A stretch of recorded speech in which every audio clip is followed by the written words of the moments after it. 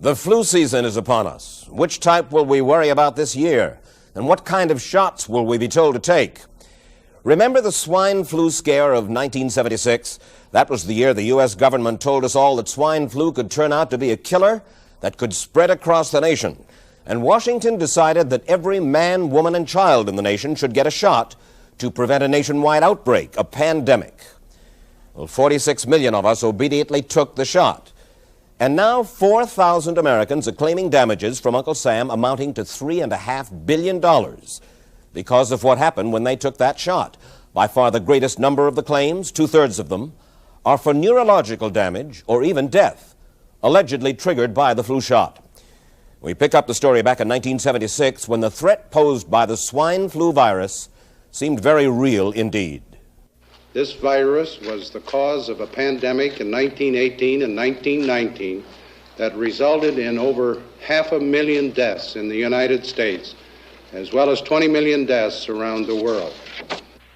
See how easy it is to... Thus, the U.S. government's publicity machine was cranked into action to urge all America to protect itself against the swine flu menace. Influenza is serious business. During major flu epidemics, millions of people are sick and thousands die. Well, this year you can get protection. The vaccines are safe, easy to take, and they can protect you against flu. So roll up your sleeve. Protect yourself. One of those who did roll up her sleeve was Judy Roberts. She was perfectly healthy, an active woman, when in November of 1976, she took her shot. 2 weeks later, she says, she began to feel a numbness starting up her legs. I joked about it at that time. I said I'll be numb to the knees by Friday if this keeps up. By the following week, I was totally paralyzed. So completely paralyzed, in fact, that they had to operate on her to enable her to breathe. And for 6 months, Judy Roberts was a quadriplegic. The diagnosis? A neurological disorder called Guillain-Barré syndrome, GBS for short. These neurological diseases are little understood. They affect people in different ways. As you can see in these home movies taken by a friend, Judy Roberts' paralysis confined her mostly to a wheelchair for over a year. But this disease can even kill. Indeed, there are 300 claims now pending from the families of GBS victims who died, allegedly as a result of the swine flu shot. In other GBS victims, the crippling effects diminish and all but disappear.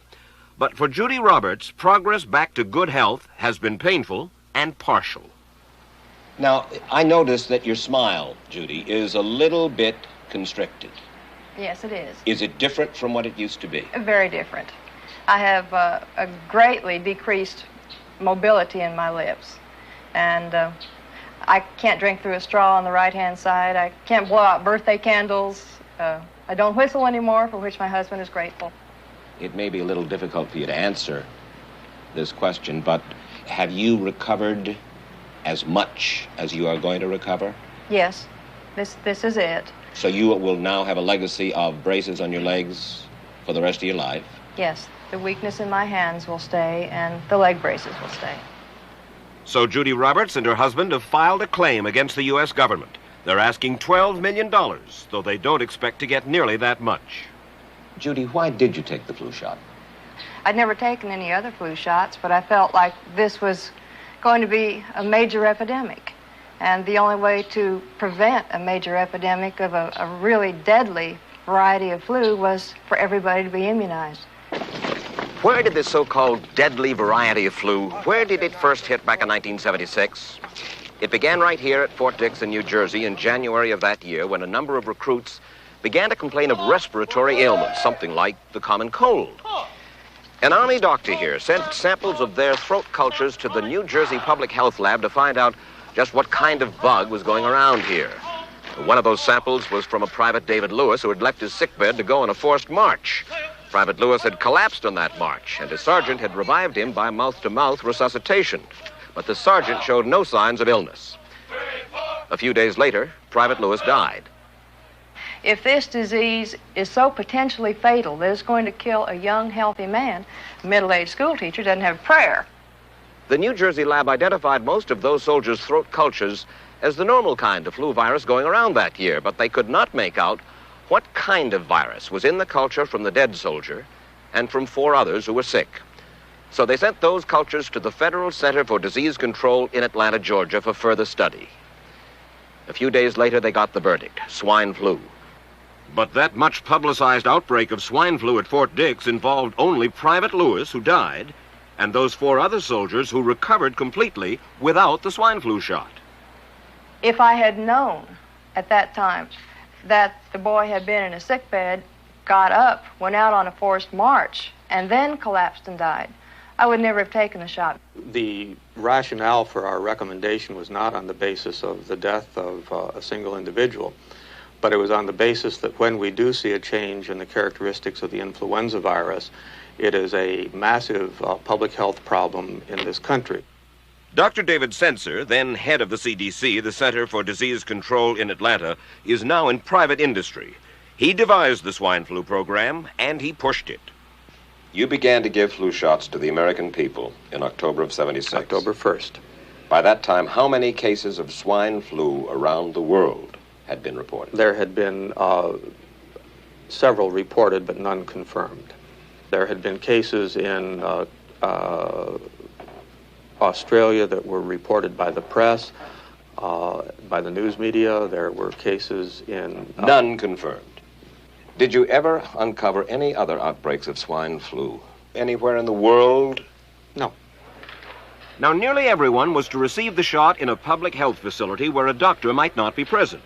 Therefore, it was up to the CDC to come up with some kind of official consent form, giving the public all the information it needed about the swine flu shot. This form stated that the swine flu vaccine had been tested. What it didn't say was that after those tests were completed, the scientists developed another vaccine, and that was the one given to most of the 46 million who took the shot. That vaccine was called X53A. Was X53A ever field tested?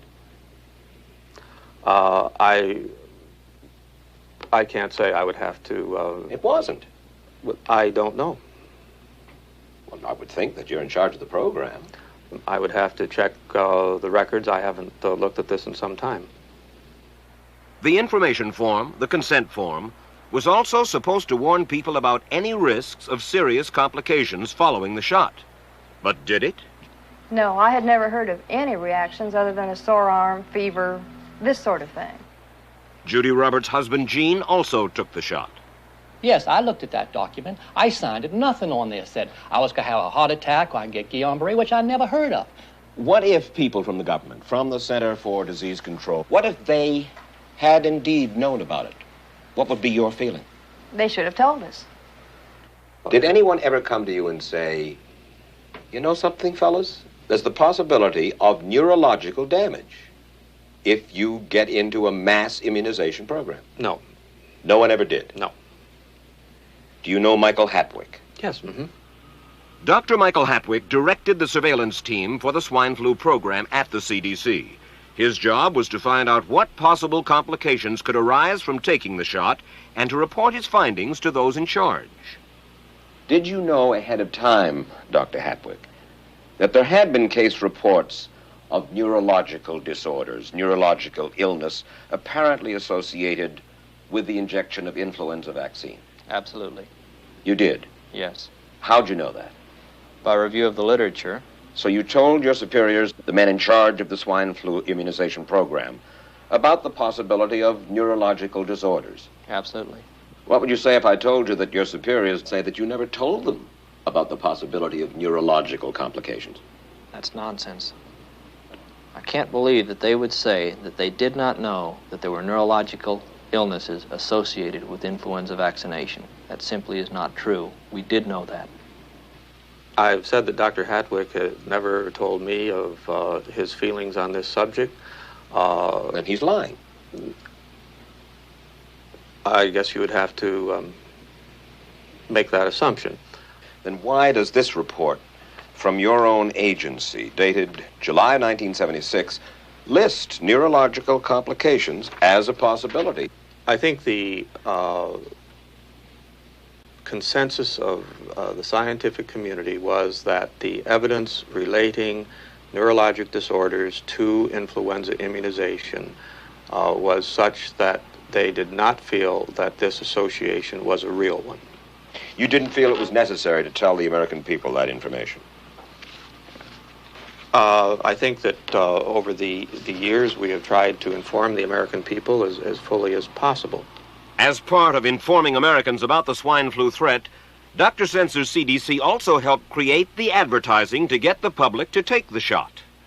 Let me read to you from one of your own agency's memos planning the campaign to urge Americans to take the shot. The swine flu vaccine has been taken by many important persons, he wrote. Example, President Ford, Henry Kissinger, Elton John, Muhammad Ali, Mary Tyler Moore, Rudolph Nureyev, Walter Cronkite, Ralph Nader, Edward Kennedy, etc., etc. True? I'm not familiar with that particular piece of paper, but I do know that at least of that group, President Ford did take the vaccination. Did you talk to these people beforehand to find out if they planned to take the shot? I did not know. Did anybody? I do not know. Did you get permission to use their names in your campaign? I do not know. Mary, did you take a swine flu shot? No, I did not. Did you give them permission to use your name saying that you had or were going to? Absolutely not. Never did. Did you ask your own doctor about taking the swine flu shot? Yes, and at the time he thought it might be a good idea. But I resisted it because I was leery of having the symptoms that sometimes go with that kind of inoculation. So you didn't? No, I didn't. Have you spoken to your doctor since? Yes. And? He's delighted that I didn't take that shot. You're in charge. Somebody's in charge. This is your advertising strategy that I have a copy of here. Who's it signed by? This one is unsigned. But you'll acknowledge that it was your baby, so to speak. It could have been from Department of Health, Education, and Welfare. It could be from CDC. I don't know. I'll be happy to take responsibility for it. It's been 3 years now since you fell ill with GBS, right? Right. Has the federal government, in your estimation, played fair with you about your claim? No, I don't think so. It seems to be dragging on and on and on, and really no end in sight that I can see at this point. With respect to the cases of Guillain-Barré, allegedly... Former Secretary of HEW Joseph Califano, too, was disturbed that there was no end in sight. So a year and a half ago, he promised that Uncle Sam would cut the bureaucratic red tape for victims suffering from GBS and would pay up quickly. We shouldn't hold them to an impossible or too difficult standard of proving that they were hurt. Even if we pay a few people a few $1,000s that might not have deserved it, I think justice requires that we promptly pay those people who do deserve it. Who's making the decision to be so hard-nosed about settling? Well, I assume the Justice Department is. Griffin Bell before he left? Well, the Justice Department agreed to the statement I made. It was cleared word for word with the lawyers in the Justice Department by my HEW lawyers. And that statement said, in effect... That statement said that we should pay Guillain-Barré claims without regard to whether the federal government was negligent if they resulted from the swine flu shot. I think the government knows it's wrong. If it drags out long enough, that people will just give up. Let it go. I am a little more adamant in my thoughts than my wife is, because I told Judy to take the shot. She wasn't going to take it, and she never had shots. And I'm mad with my government because they knew the facts, but they didn't release those facts because if they had released them, the people wouldn't have taken.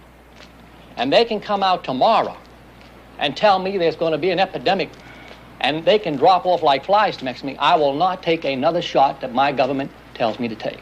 Meantime, Judy Roberts and some 4,000 others like her are still waiting for their day in court.